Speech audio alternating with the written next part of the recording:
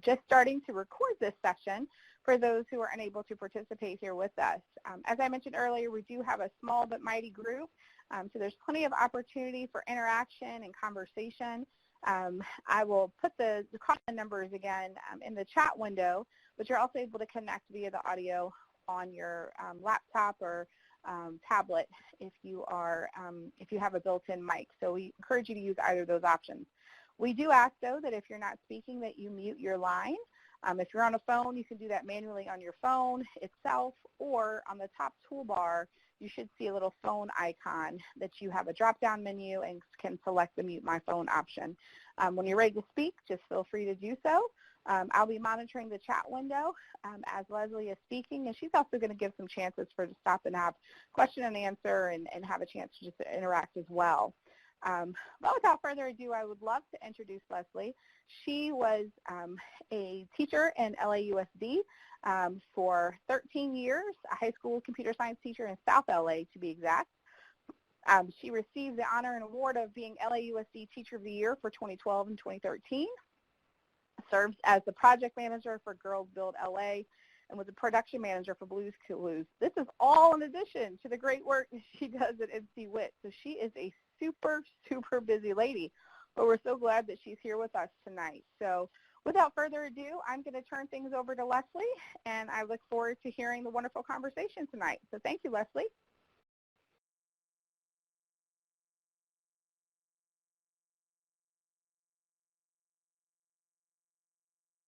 Be sure to unmute yourself as well, Leslie.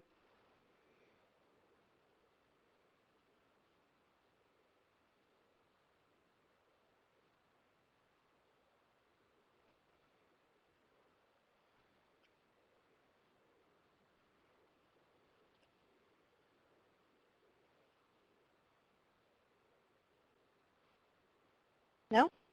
No? There you go. Try now. All right. Can you hear me? Yes, we can. Thank you. Okay. Awesome. All right.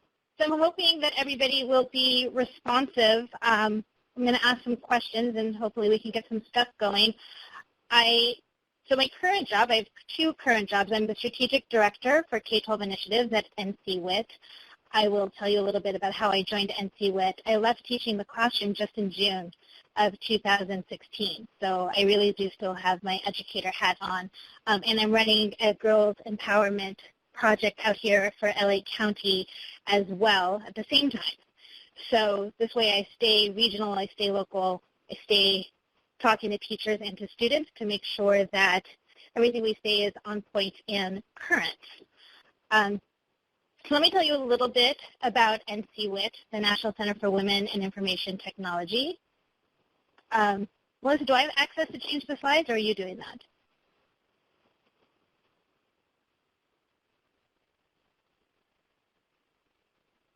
I can? How can I do that?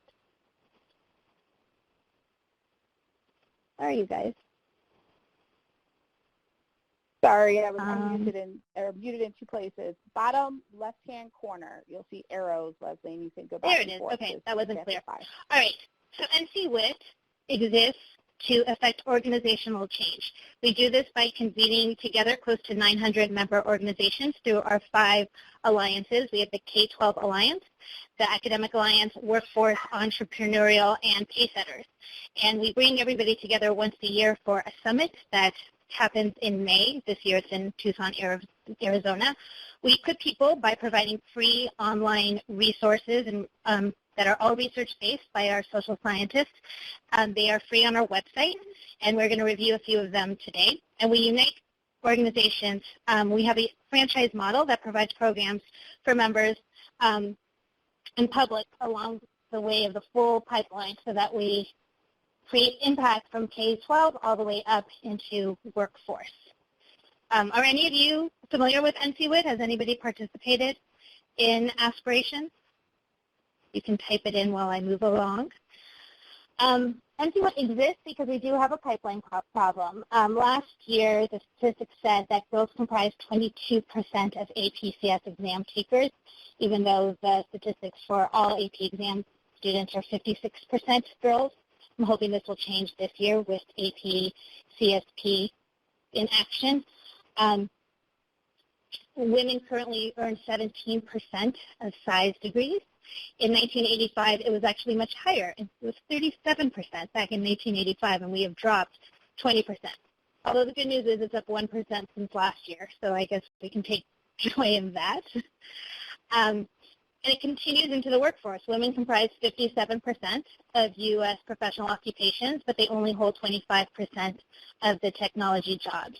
And it becomes smaller when you look at software developers, and even smaller, only 5%, when you look at the leadership roles.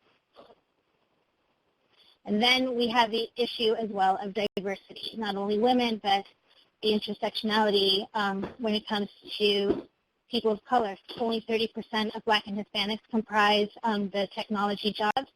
9% of those are male. And actually, I saw the statistics today. Black and Hispanic women comprise 5%, so 1 whole percent of U.S. Computing jobs, and it's 5% Asian as well.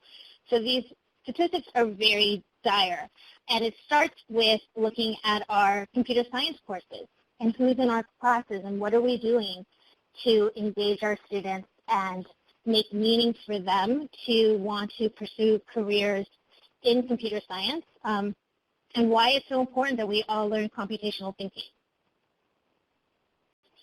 So diversity benefits creativity. We all know that the more diverse the group, the more ideas, the more creative it goes.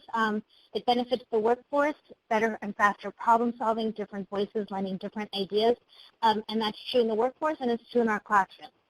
You know, when we have different groups of people with different ideas and ways to solve, they have different approaches to problems. Sometimes we have to get over a communication issue, but you know, getting different ideas in the same room helps. One of my favorite examples is the airbag story. I don't know if you all have heard this, but when airbags first came out, they were killing women and children because they never tested women and children for the airbags.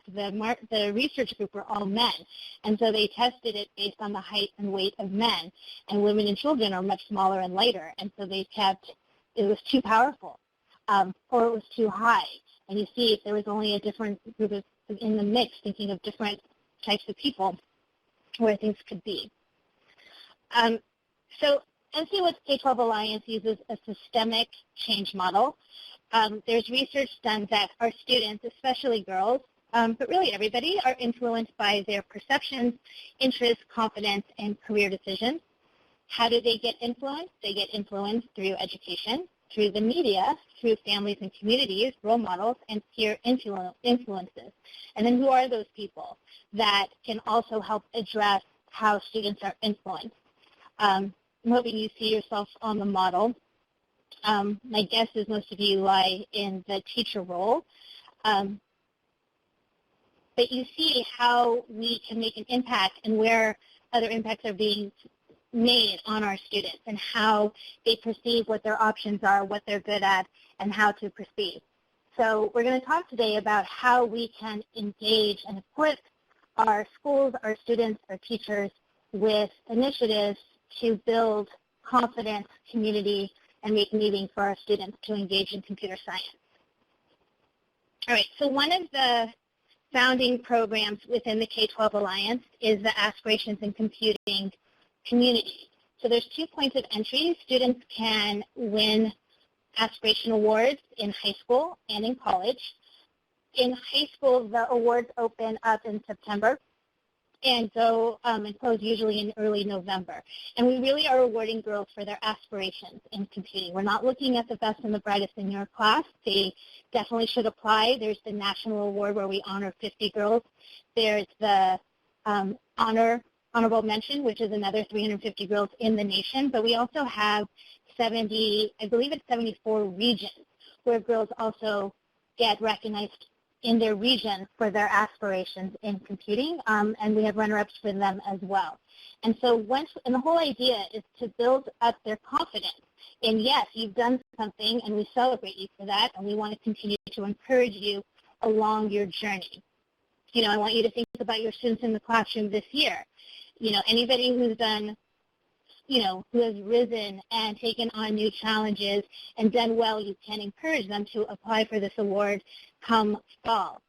And once they earn this award, they join a Facebook community. They have a whole network across the nation of women. We now have 10,000 who have won this award.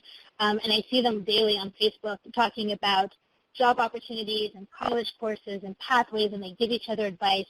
And it's really a wonderful way to build up community and knowledge within computer science. Also, once they enter the Aspirations in Computing community, we have another entry point for Aspire IT, which those girls can then apply for a grant to create their own program for younger students.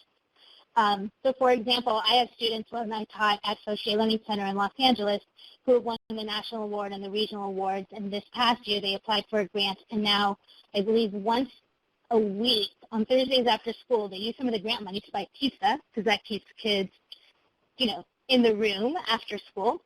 And they run a computing club for these middle school students, and they have about 15 to 20 girls that come every Thursday through their Aspire IT program.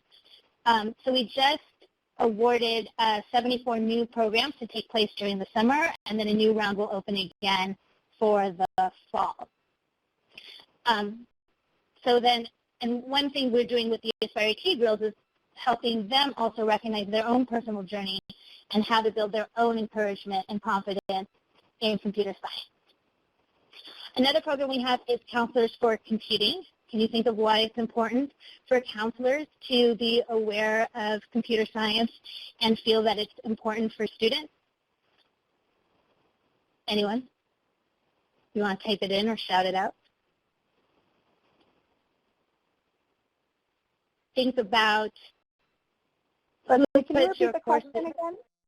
I'm sorry. Why is it important for counselors to be aware of computer science? And what role do they play in the school? They're the ones who are helping to direct students for their courses, right?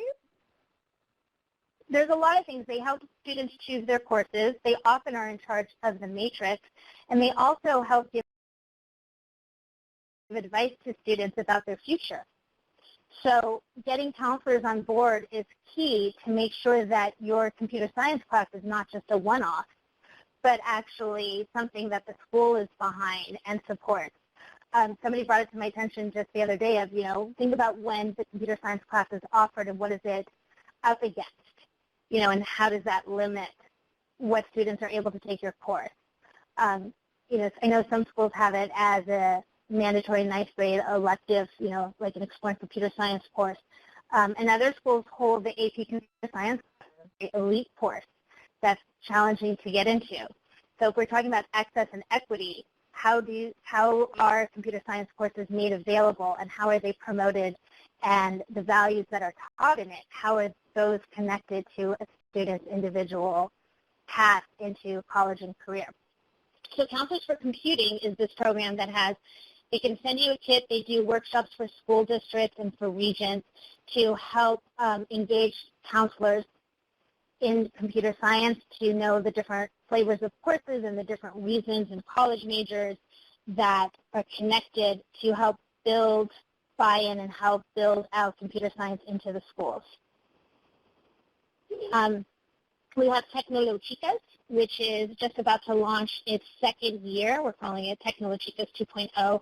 It started as a media campaign of Latinas promoting their work in computer science. It's a co-program with Televisa Foundation, and it launched at PSA on Univision. And so now it's becoming bigger than that. We now have about getting close to 80 or 90 Tekmoto Chicas online who get kits and are available as guest speakers or to do projects within the community.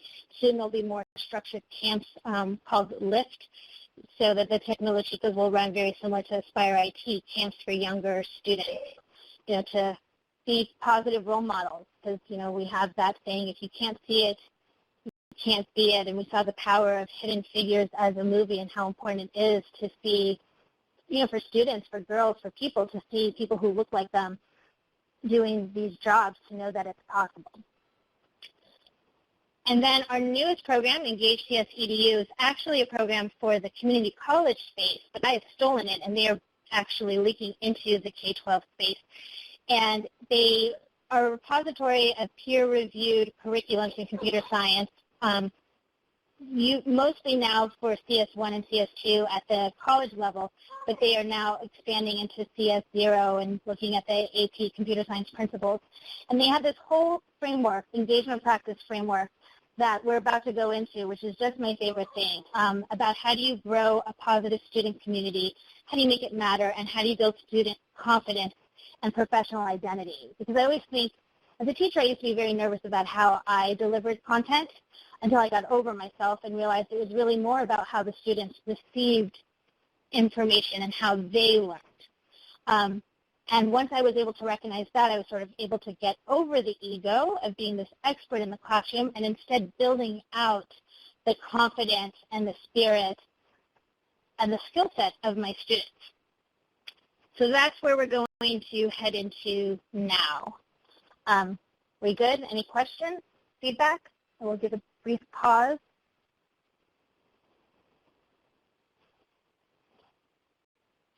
I will leave you with this question. Why is it important to build confidence in students?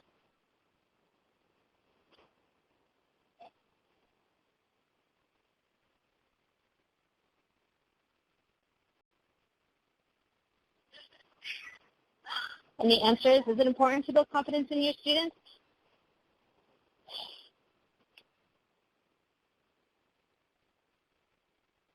Do any, oh, somebody's typing.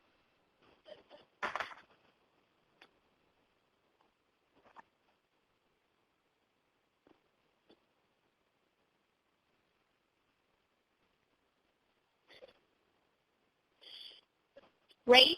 Grants, who would want to do something they don't feel confident doing? Who likes walking into a room feeling like you are less than and that you're not very good at it? I always think of, my own children, and, it's just like, I hate math. I'm like, well, you're going to do it for the next few years. That can't be the spirit that we approach things. It needs to feel good. And I think just talking to students and working with the people I've worked with, a lot of times they think, you're supposed to be predisposed to computer science. You're supposed to know ahead of time whether or not you can do it and whether or not you're good at it.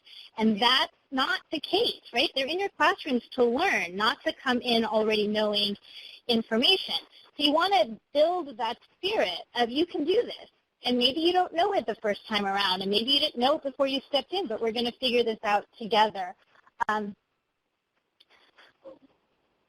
So the other thing that I learned, I don't know if any of you teach Scratch, but I remember the first time that I taught Scratch, I was just, I had 2 young children. I was sort of done teaching myself new programming languages every summer. And for Scratch, I just stayed a little bit ahead of my students. And I gave them an assignment, the rock, paper, scissors assignment. They were supposed to make their own game. And they really struggled, right, because they couldn't figure it out in 5 minutes. This is so hard. I'm like, sometimes it takes more than 5 minutes. If the job was only 5 minutes, I wouldn't need to hire you. I could just do it, myself.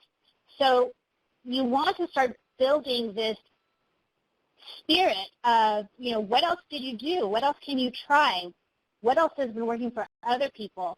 And to give it sort of the time of struggle, because then you do have that aha moment. The teacher can easily be like, well, here's the answer. Right? And then I know that feeling too of being like, aha, I'm the teacher, I'm so smart.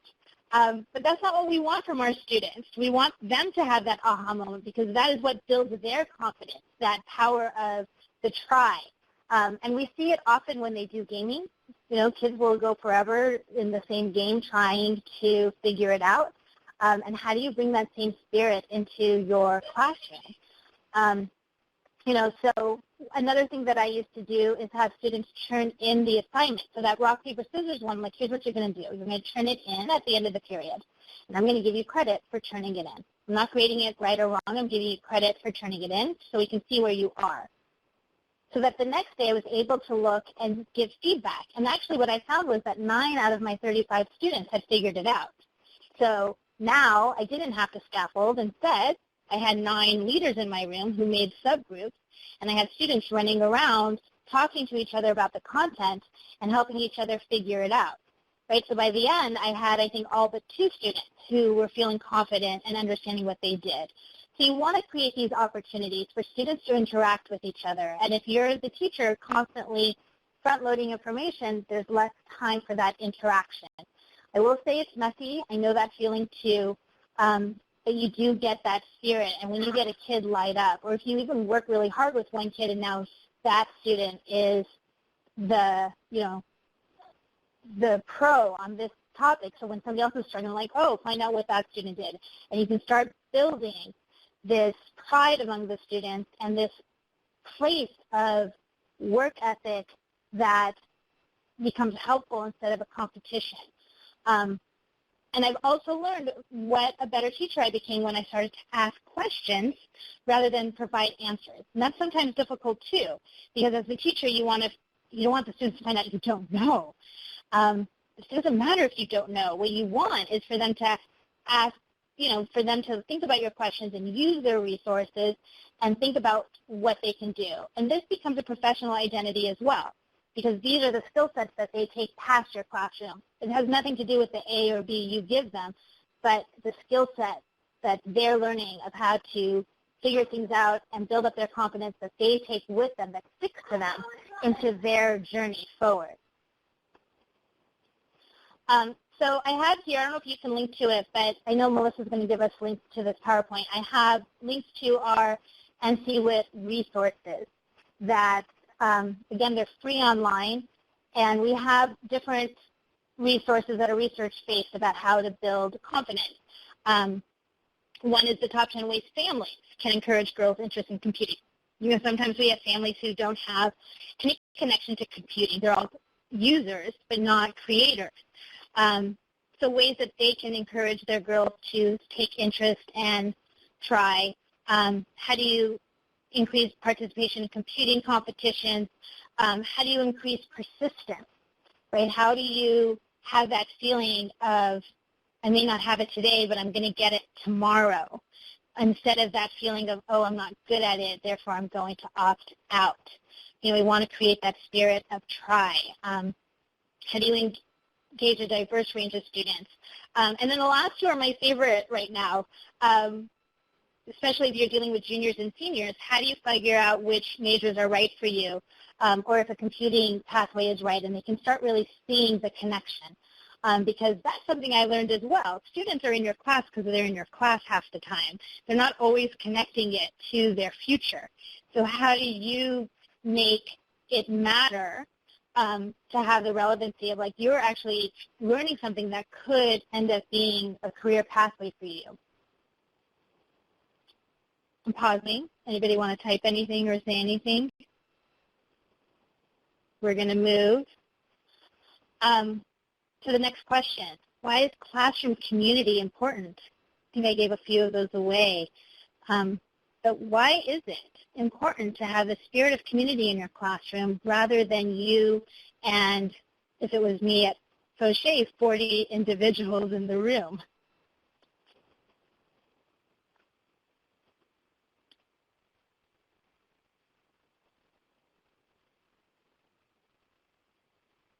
Or I can ask it a different way. Who here feels like they do have a great classroom community, and why do you think that is?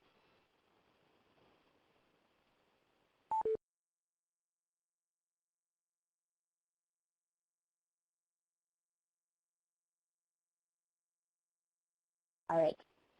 I'll let you guys type. I'll move along. But I will say this, for a community in the classroom, having a welcoming physical space is a really positive thing. A lot of times when you ask people why they didn't like the classroom, they'll actually say they didn't respond to the posters or the color scheme. So you want to make sure you have a physical space that's sort of open and welcoming to all people, and not that sort of goes, with a stereotype that might leave people out. I know that, often Star Wars and Star Trek are seen as these stereotypes for computer science rooms, and it has become way cooler than it used to be, but there are still people who feel like that's not me. So making sure that you have a physical space that welcomes everybody and to encourage everybody, knowing their names, finding out who they are. I heard a story the other day of a teacher who had never had a girl in his robotics club, and he made her take a test and told her to be quiet because he didn't know how to handle a girl in his program. Why would that be? Why would one club be just for one gender and not the other? I also think, well, actually, I know as a teacher, when you have a positive community and you get the students to interact with each other and you get them to share with each other, you don't have to do as much. Right now, you have time to walk around and see who's learning and see who's struggling and see who needs to be re-engaged. And it gives you an opportunity to really talk and know your students better, because when you're not the one delivering all the content, you can see, you can recognize the kid who stopped smiling 3 days ago, and why is that? Or the kid who's still wearing the same sweatshirt for the last 8 weeks, even though it's 100 degrees outside. You start to create a community where you recognize your students over the delivery of the content. And then there's different methods for community. Paired programming is a very popular one, although it takes monitoring because it's easy for one kid to take over and leave the other kid out. And I found that every tactic, as amazing as it is, becomes old after a while, so students need to be re-engaged. One of the favorite ones that I used to do is a group quiz, where students would take a quiz individually, but then come together and share their answers as a group and come up with one final answer sheet. So now you have kids really discussing and thinking about the questions and sort of debating over the correct answers, which helps, again, the content to stick in a way that maybe doesn't when you're just rushing through a quiz. We have resources to support community. We have culturally responsive computing, effective feedback for students using growth mindsets, a lot of asking the questions, and top 10 ways to recruit women into your computing classes. People, I think like Grant said, who wants to do something they don't feel confident in, but also who likes to walk into a room full of strangers? It already feels like Grant and Abby are friends, so maybe they like coming onto these webinar calls because they see each other. And that feels good. So how do you recruit people into your room to feel like they're part of something and not alone, and feeling insecure? So there's a lot of tactics for that. All right. And then this final piece, facilitate learning to make it matter. I've talked about this already, but I'm a huge proponent of asking kids questions, but then also inspiring kids to ask the questions that you can't even answer and being okay with that, right? If you're inspiring them to think, that's amazing. That's the best thing ever. They're struggling. They're thinking about it. They're curious. And when you're curious about something, you're more excited to learn. Most of us learn on a need-to-know basis anyways, right? We need to figure something out, not somebody told us to figure it out. So building that engagement, building that curiosity, making it matter and relevant to the students so that they see what they're getting out of the experience and they want to continue it past your class is a huge thing. So how do you make it matter? Use material that is relevant and meaningful to students' lives. And you don't have to guess about that. You can ask them. Create opportunities where you're looking for a skill set, but they can bring the material or connect it to another course. We used to do programming games with dates and historical events or with foreign language, so that they were flipping over tiles to practice foreign language, so that now they're engaged in the activity of computer science, but they're also thinking about courses that they weren't doing so well in. Or ask them. One of the things that I did was I had students build digital portfolios, but instead of telling them you must use this site, I had them explore different sites and create different portfolios for other people. And then we taught each other the different websites and decided which ones to use, which we did. We used WIT, W-I-X, and Weebly, W-E-E-B-L-Y, for digital portfolios. I highly recommend them. you want to address misconceptions about the career field. There is sort of that stereotype thread of, the computer genius, which are people who usually have learned on their own time. It's not that they're a genius and knew it from birth. It's because they, on their own, explored and figured stuff out and brought the knowledge into the classroom, which we can't expect everybody to do. They can learn in the field. And so you want to build up that spirit, again, of try, of that spirit of problem solving takes time, that spirit of maybe there's not one correct answer, but different ways to approach something, and have them share out different ways to do it, to maybe find the most elegant way, that's not necessarily the right way. And to allow students to pursue their own interests whenever possible. We did projects of, I did a webinar last year of using computer science for social good, where students addressed their own issues in the community and built out games and websites and programs that addressed those interests, which is helpful. It helps people engage in the content while they struggle, because now they want to make it look good, or they want to figure out the problem, or if it's connected to a class that they're struggling in, now they want to do better because it's an opportunity to help their grades. So there's a lot of ways to do it. I will say that sometimes this takes longer, when you allow them different ways to approach something, or they can pick out the content. But I think in the long run, you're, again, creating the stickiness that will stay with the students and give it meaning even further out of your course. Because I want you to think about, we have all these resources for your computer science course now, and all these projects and programs for their own journey. What happens after they leave your classroom? How do they keep that spirit alive as part of their, professional journey and their computer science journey? The other thing, I'm going to go back real quick, in terms of making it matter, I think one of the beauties of computer science is that it does have relevancy in the real world, which is why I was so passionate about the digital portfolios, so that they could document what they've done, and add this skill set to their resume, so that they can see and others can see what they've accomplished, so that, you don't have, there's a lot of people out there who have the assumption that students don't know anything about the subject matter, and then, or that there's no way that it's happening at school, and now we're creating digital artifacts for students to present what they've accomplished and to use it.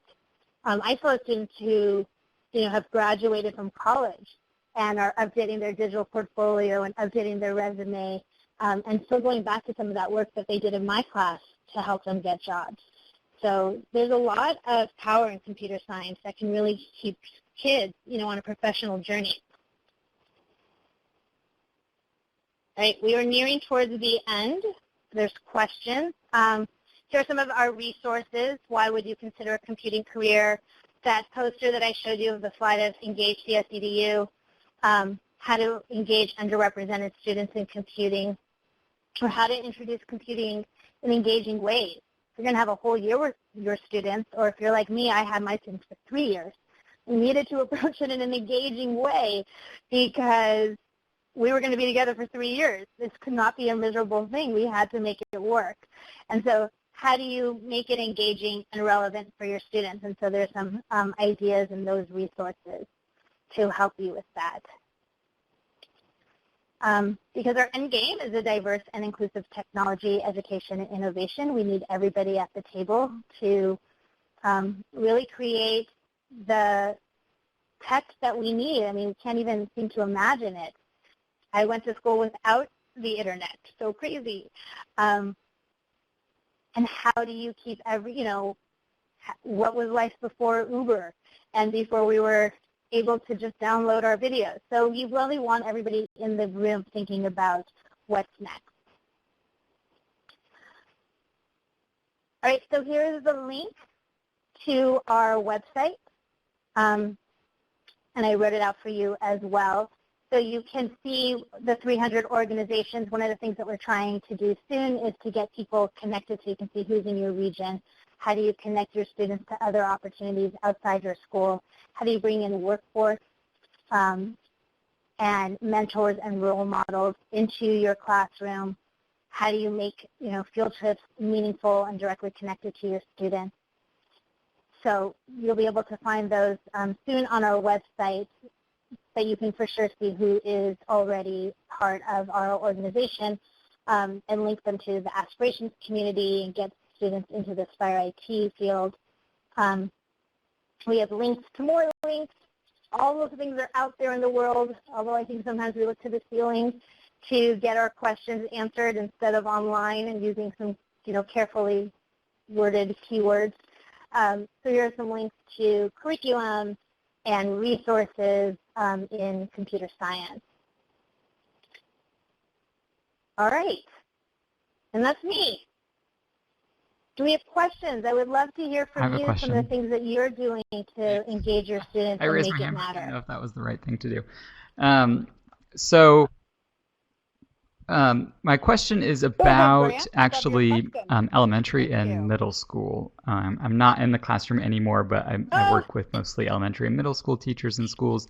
And we're kind of approaching it at the elementary level of trying to expose all students to computer science in order to try and combat the stereotype that especially the girls will grow up thinking. And so if we can normalize it for them at a young age, then when they get to middle school and whatnot and start to feel the pressure from the stereotypes, won't be as strong for them, right? Because we hope that they'll just be thinking about computer science already as a normal thing that everybody does. Do you know of any research or efforts or anything that goes down to the elementary level? I've been trying to find research, but I mostly just see like high school studies on high school girls.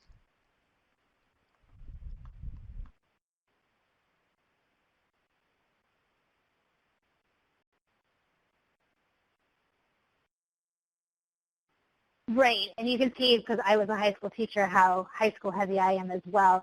It is trickling down, and I know, Google has this whole arena for middle school girls, and so I think the research is happening. I was at a PI meeting for NSF, and there's definitely more awareness and research, and I can, do a quick ask to see what's out there. But I can also speak from personal experience with elementary school and with my own 10-year-old daughter, who I had a parent call me out. She's like, you suck because you keep doing all this stuff for computer science, and we have daughters, and what are you doing about them to bring them into this world? So we started a coding club, but here's what's super interesting. My daughter was like, why would I want to do that? Because this is what I'm learning. When you ask people, and it goes as far down as young girls, do you want to do that? They are already thinking, well, I don't know what that is, so maybe I won't like it, so I don't think I want to do it, so I'm out. And I think one of the mistakes that we make is to sort of ask, do you want to do this, rather than, hey, everybody, guess what we're doing? And how do you build off of that? Because you see, Hour of Code has so much directed at a younger audience, or at least it looks like a younger audience. I think sometimes, and I can speak to this as well, is about, like, where is your entry point of access? Some people think Scratch looks so babyish, but if you're being introduced to computer science for the first time as a 16-year-old, maybe Scratch is where you want to be anyways. So it's still the same idea of building community and giving it this, in my mind, a playground field of engagement to bring those students in. And they can do anything, but you need to sort of, start where they are and build them from there. My daughter also didn't want to do an engineering club, but she had to because of carpooling. And now she's like, you know what? Maybe I want to be a computer science engineer and an actress. So it's, I don't know if I answered your question. I will figure out, I do think there's more research, and Google is definitely in the middle school space with some of it. But it is getting No, different grant. I had never met another grant. It's amazing that you're in like now, and there's a grant over there too. Grant, are you the one from Code Spark? No, but thank you for the answer. Yeah, right. Thank you for the answer, and also thank you for your whole presentation. To clarify one thing from your answer, are you saying we should not do do computer science for all kids is mandatory and should rather have it optional and make it optional in a way that they'll want to choose it?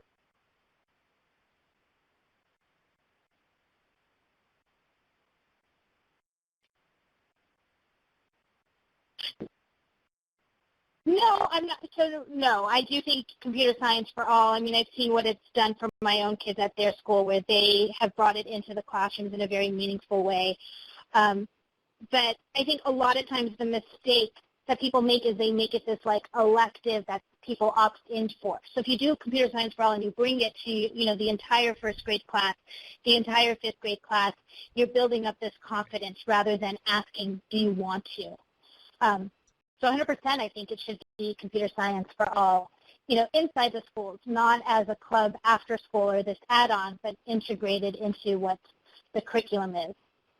Even getting kids tech savvy, cool. Thank you. Which is not quote-unquote computer science. I don't know if someone else has a question. I have one more thing. I don't know if you saw Code.org's stats for the University of Computer Science saying that it's finally surpassed, like the number of degrees given has surpassed its peak in 2003. It was in 2003 at 48,500, and now it's in 2015 it was 49,000. But if you look closely at the data, there are actually fewer women earning those degrees in 2003 to 2015. And I was just going to ask if you think that's because we're going about the wrong approach, or why do you think, sure, we're giving more degrees, but if there's a smaller percentage of women, I feel like we're failing. If we're just giving more degrees to the group that doesn't need more, what are we doing wrong? And, I don't know if you've seen those stats or if you have any other.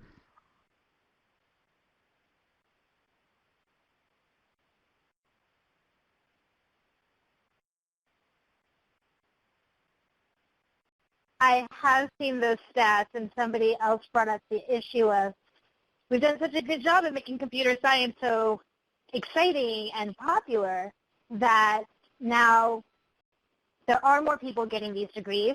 Right, the diversity is not nearly where we need it to be or where we want it to be, but now we've made these degrees more competitive, which is also creating barriers of entry for people who maybe didn't know or have experience to enter it as in college. So that's why you see it all seeping down into the elementary school. We're like, oh God, we have to start at birth to get people engaged in computer science so that they have it all the way, so that they're ready to apply for these majors in college that are now becoming competitive, more competitive because they're more popular.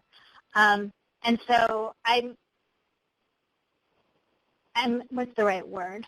I keep meeting people who are attacking this issue from different entry points. So I have solace in that there are people at the academic level who are pushing on this and really working with professors of like, what are you doing to keep students out, and how are you being inclusive?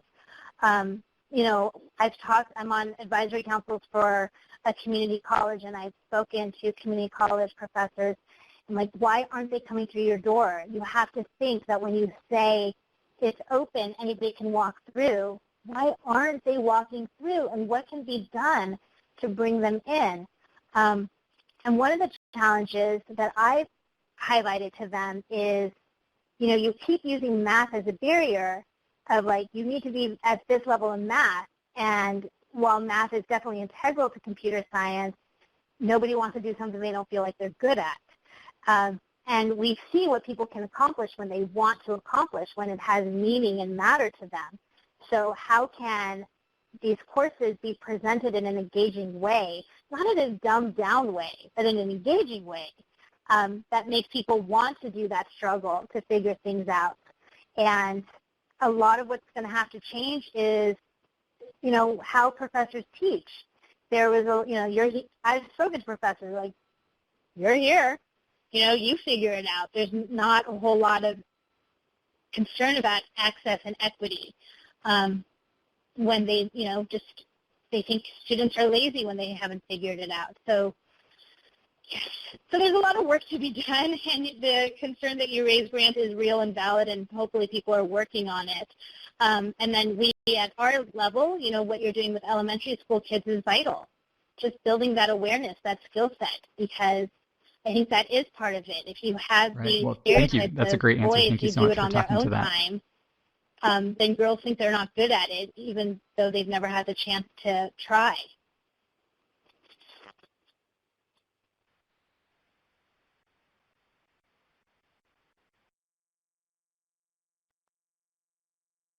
Any other questions?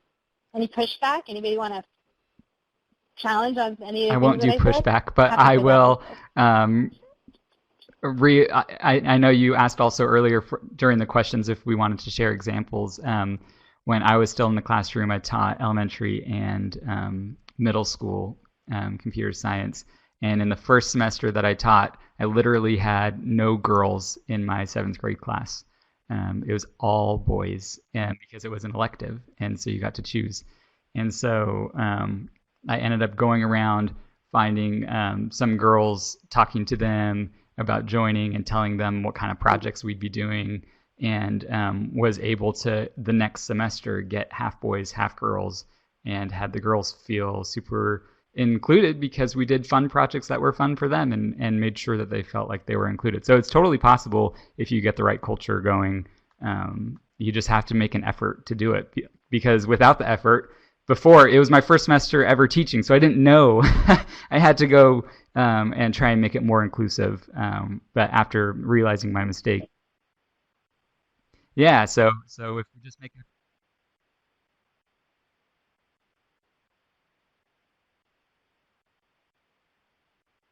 Thank goodness you did.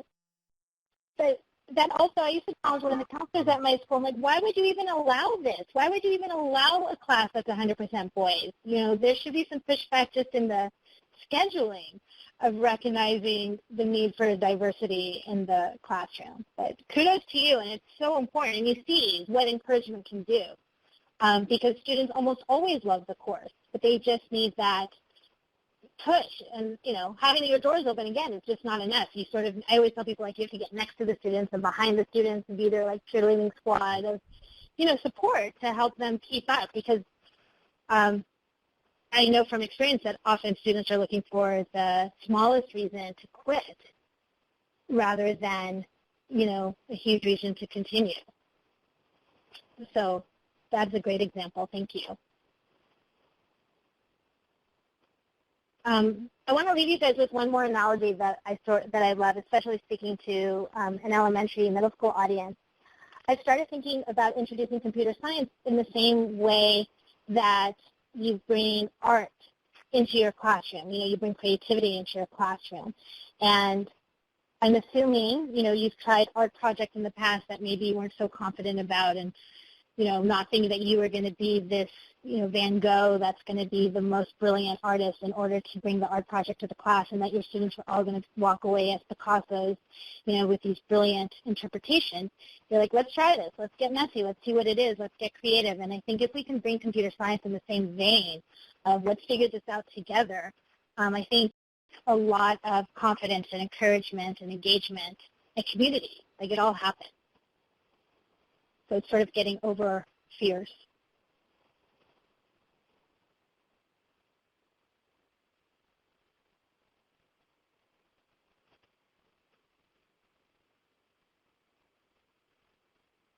All right. Anybody else? Thank you. I did enjoy this. I hope you did. But thank you so much, Leslie. I really do appreciate it.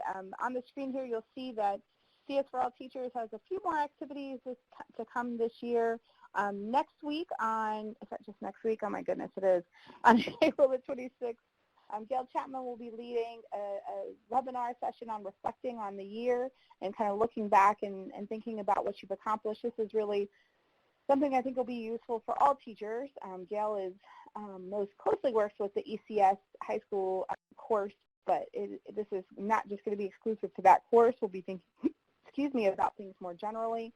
And then on May the 4th, we are having a session that's specific to the AP CSP exam. We're going to have a celebration. The first official AP CSP exam will be held on May the 5th. And so we're organizing something with a number of partners, and more details will be forthcoming on that front. But we thank you all for being here. Special thanks to Leslie in particular for pulling together this terrific information. We will be posting the recording for this webinar in case you miss it. I'm trying to pull up the link now if my computer will cooperate with me. We always go back and add the recording as well as the presentation to our event post on the website. So I'm going to get that link for you and put it in the chat window here so that you can bookmark it and visit it later to access those things. Give us a day or so to pull it together, and we'll have that up and going. But thank you, everyone. We appreciate you being with us here tonight. We hope you have a great rest of your week. All right, thank you. Good night, everybody. Thanks, everyone. We appreciate it. Good night.